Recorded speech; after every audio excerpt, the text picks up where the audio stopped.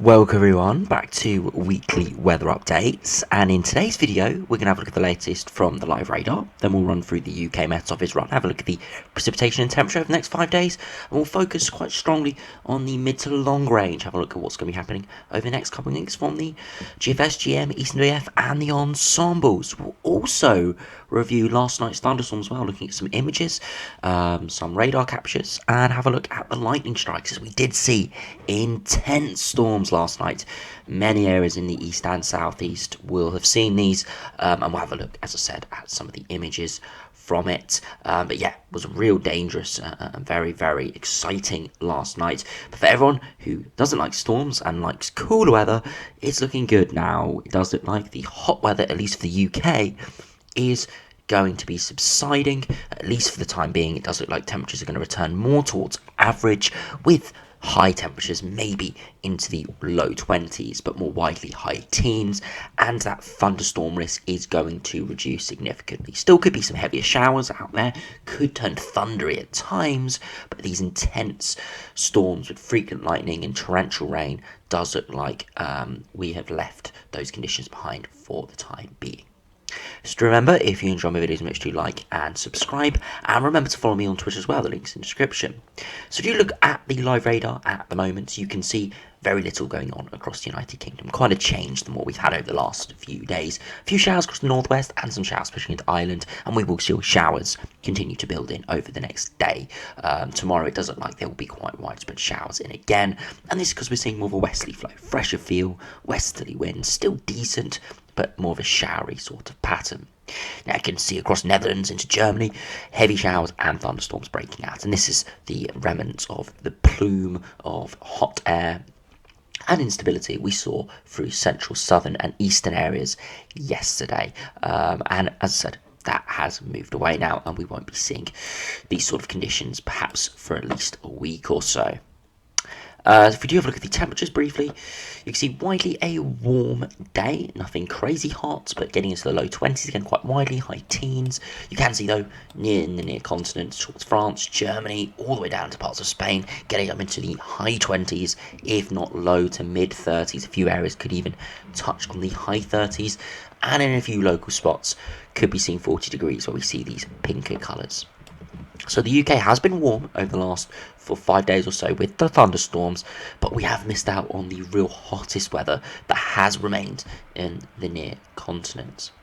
Now, if we also just briefly, from the live radar, have a look at the past 24-hour precipitation. Now, these are radar estimates, so they're not going to be the most accurate, but you can see these green streams. This is where the significant thunderstorms head through last night, through Oxfordshire into Midlands and through the London area. We saw these amazing and massive storms push through. They did move through quite quickly, so luckily weren't too many impacts from rainfall and any flooding, as they were fast moving storms, but there were some amazing images. And if we do have a look at some of those images now, I have bookmarked a lot of stuff, and we'll just run down to the bottom briefly. So you can see on this page here from Dan Holly, a couple shots from southeast Kent last night.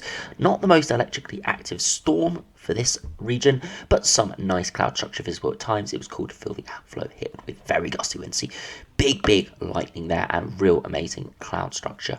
Now you can see this is the overall lightning strikes from 7 AM yesterday till 7 AM this morning, and you can see again through the Midlands area we saw those storm cells, and through the far southeast. So the London area, there's a bit of a corridor that actually saw very little thundery activity. Heavy rain, but very little thunder activity, and it's just the nature of these sort of storms. If we move up, this is an animation of those lightning strikes from Lee and Dutton. You can see all of them moving up northeastwards throughout last night before sort of petering away across the evening and picking up once again through more eastern areas across near continents. If we move up again, you can see again, look at Maidstone down in Kent, amazingly big fork lightning seen there, illuminating the sky, and we can see a radar run from the UK Met Office of these storms moving through. Again, not only significant lightning, but a very large area of heavy rain, torrential rain for quite a few. And again, see another bit of footage of a crazy lightning strike again in central southern England, and more of these still images of these lightning strikes. Crazy fork lightning, really quite spectacular. Again, I did say all the thunderstorm risk the last sort of 5 to 7 days is going to be hit and miss, but it has looked like last night's really was more of a hit sort of thunderstorm event. And finally, you can see this one here, a picture of the night taken from east of Brighton of some pretty mental flashy boom booms, lightning and thunder activity. And yeah, really amazing coming up across the channel. Again, these storms did light up over Jersey, Guernsey and the Channel area, so some of the biggest lightning activity was actually seen offshore, at least initially, and that's why we got some amazing images of the south coast here with very little light pollution. You can get these really crazy images. But as I said, does look like the lightning activity and general thundery activity is going to be on the down low over the next sort of 5 days or so, and we can have a look at that on the UK Met Office run now. So to run through it, you can see, I'll go over the course earlier this morning, we did see a few showers in the far southeast, remnants of those thundery activity, but they were just generally lighter showers. Over the course of this afternoon, you can see it's pretty dry, but showers will be moving in from the west over the course of this evening into tomorrow, and we could see again some significant rainfall in the far southeast, potentially turning heavy there. But again, any major thundery activity looks like to be staying across the near continent, so could be some extensions of thunderstorms with their rain, but we're not seeing any of it come on shore, so not really going to be looking at that in too much detail. It's something we need to keep an eye on, but nothing crazy there, just generally more precipitation through the morning. And you can generally see some heavier showers pushing in. No, not many dark reds in there, so mostly moderate to heavy showers. Maybe a few isolated thunderstorms breaking out there in the biggest showers, but nothing too crazy. Just a day of sunshine and heavy showers. For Saturday, again, similar, but more exclusively further northwards and westwards, more clouds spilling in. We see a continued pattern through Sunday, heavy showers, and some brighter spells here or there, and we see that continue into Monday with more general, just widespread showers around. So very showery, but not quite as hot and not quite as electric sort of pattern. Now, if you look at the max temperatures, you'll see it is still warm, but it's not anywhere near as warm as it's been recently. See, today, widely into the high teens, low 20s, 21, 22 degrees could be seen in a few areas. And again, tomorrow, we're seeing those temperatures once again get up towards the mid to high teens. Again, not quite as warm, as we've got precipitation and westerly pattern moving in. By Saturday, those temperatures once again climbing towards the mid to high teens, up towards maybe low 20s.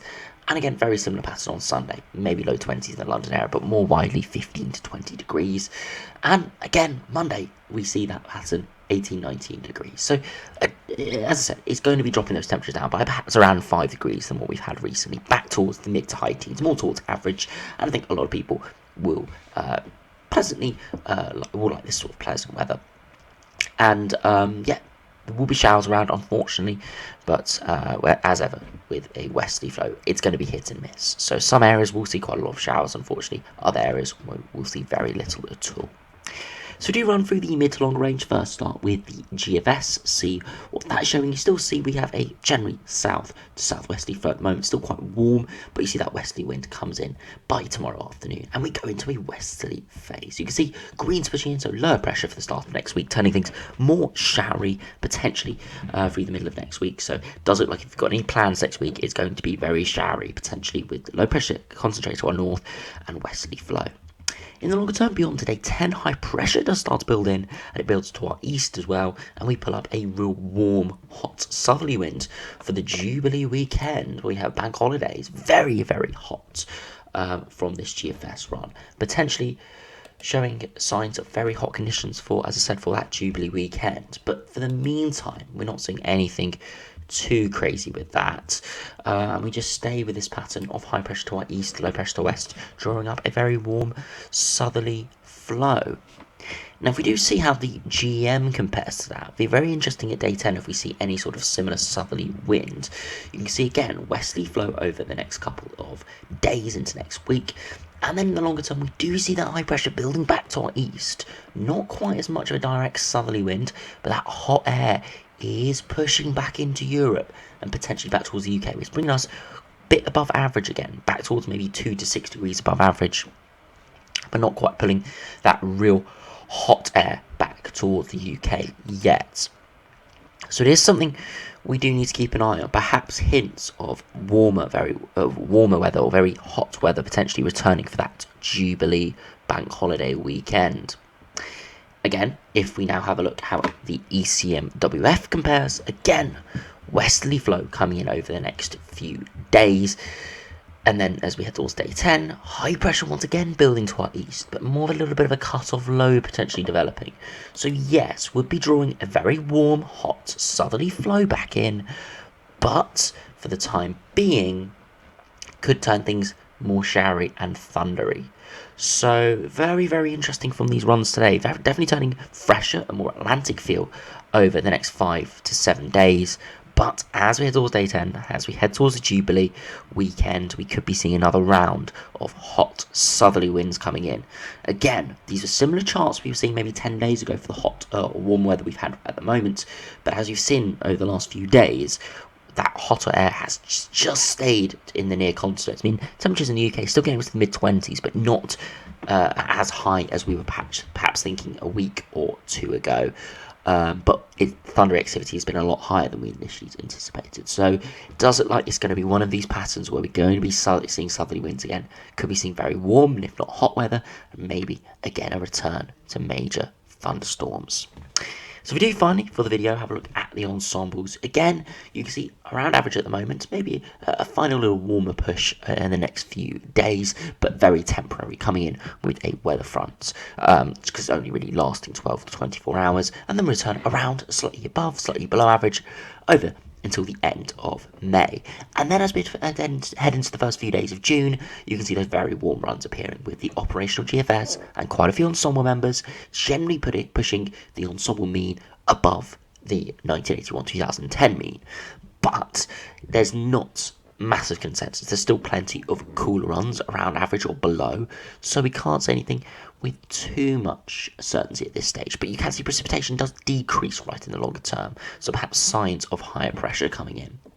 Again, if we have a look at those 2 metre temperatures, don't take them too literally, but you can see the operational run there getting into the low 30s for London if we did see that very hot southerly wind.